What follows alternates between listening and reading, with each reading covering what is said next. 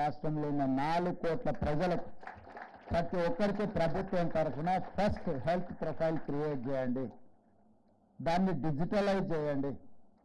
దానికి ఒక you're code ఇచ్చి ఒక నెంబర్ ఇస్తే ఫ్యామిలీలో కూడా ఆ ఫ్యామిలీతో పాటు ఫ్యామిలీలో ఈచ్ ఇండివిజువల్ హెల్త్ ప్రొఫైల్ను డిజిటలైజ్ చేస్తే గోయింగ్ ఫార్వర్డ్ డాక్టర్స్ కానీ హాస్పిటల్స్ కానీ అతను గతంలో ఏ రకమైన సమస్యలు ఉన్నాయి, ఏ రకంగా డాక్టర్లు ట్రీట్ చేసిన, ఎందుకంటే మనం కంటిన్యూస్గా కొద్ది మందికే ఫ్యామిలీ డాక్టర్స్ లేకపోతే దగ్గర దగ్గరికి వెళ్తాం, లేకపోతే ర్యాండమ్గా ఏదో ఒక డాక్టర్ దగ్గరికి వెళ్తాం. అతనికి చెప్పగలిగినంత మనకు చెప్పే గుర్తు ఉండకపోవచ్చు, లేదా అంతసేపు వినడానికి ఆ డాక్టర్కి సమయమే ఉండకపోవచ్చు.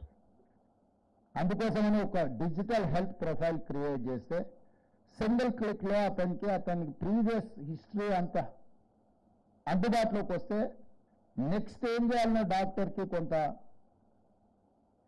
వెసులుబాటుగా ఉంటుంది. అందుకే తొందరలో అంటే ఎక్కువ రోజుగా మ్యాక్సిమం 30 days లోపులోనే ఈ ఫ్యామిలీ డిజిటల్ హెల్త్ కార్డ్ని మనం ప్రజల దగ్గరికి తీసుకెళ్ళాలి. అన్ని గ్రామాలలో అందరికీ వాళ్ళ బ్లడ్ గ్రూప్ కానీ వాళ్ళ ప్రీవియస్ ట్రీట్మెంట్ ఏమేమి రికార్డు ఉందో అవన్నీ ఒక అంబ్రెలా కిందకి తీసుకొచ్చి అదర్ వెల్ఫేర్ స్కీమ్ కూడా అందులో వాళ్ళకి గవర్నమెంట్ వైపు నుంచి ఏమి ఇస్తున్నాం అనే దాన్ని కూడా దాన్ని స్ట్రీమ్ లైన్ చేయాలని ఆలోచన చేస్తున్నాం. ఈ హెల్త్ ప్రొఫైల్ క్రియేట్ చేసేటప్పుడు వాళ్ళకి టెస్టులు చేసేటప్పుడు మీలాంటి సంస్థల యొక్క సహకారం తీసుకుంటాం. ఎందుకంటే 4 కోట్ల మందికి హెల్త్ డిజిటల్ ప్రొఫైల్ క్రియేట్ చేయాలంటే ప్రొఫెషనల్గా ఉండాలి, అదేవిధంగా పక్కా సమాచారం ఉండాలి. క్యాజువల్ యాటిట్యూడ్తో ఏమైనా అందులో మనం ఈ ల్యాబ్లలో టెస్టులు చేసేవాళ్ళు కానీ లేకపోతే ఏదో ఒకటి క్యాజువల్ యాటిట్యూడ్తో చేస్తే అది ఒక్కోసారి ఆ రికార్డు ఫర్దర్ ట్రీట్మెంట్ చేసేటప్పుడు సమస్యగా మారకూడదు.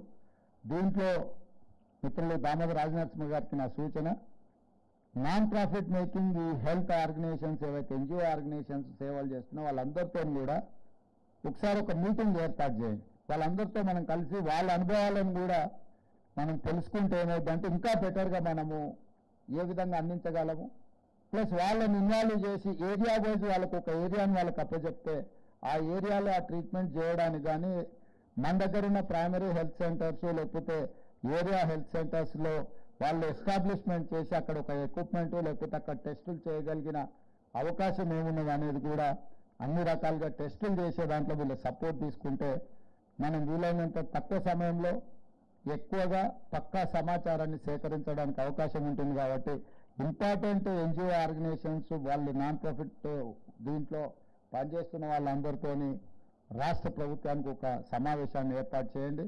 చేస్తే వాళ్ళ ఆలోచనలు కూడా విందాము. ఎందుకంటే డే టు డే ప్రాక్టికల్గా ఏం సమస్యలు వస్తున్నాయి వాటిని ఎదుర్కోవడానికి పరిష్కారం కూడా వాళ్ళు చూపించడానికి అవకాశం ఉంటుంది. As a political executive policy decision చేయడమే మేము చేయగలం. ఆ పాలసీని ఇంప్లిమెంట్ చేయాలి, కింద సామాన్యులకు లబ్ధి చేకూరాలి అంటే మీలాకటి వాళ్ళందరి సహకారం ఉండాలి. అప్పుడే మేము అనుకున్న విధానం పేద ప్రజలకు చేరుతుంది.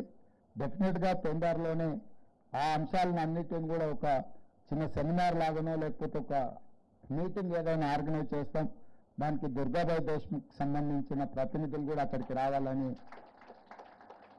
ఈ రాష్ట్ర ప్రభుత్వం చేపడుతున్న ఈ కార్యక్రమంలో మీరు క్రియాశీలక పాత్ర పోషించాలనేది నా సూచన. ఇక రెండవది ఎస్వీ రావు గారు చార్టెడ్ అకౌంటెంట్గా అన్ని ఆయన మెటిక్యులస్గా ఆయన క్యాలిక్యులేట్ చేసి లైన్ అండ్ లెంత్ చూసుకొని వారు ప్రపోజల్ ఇచ్చారు.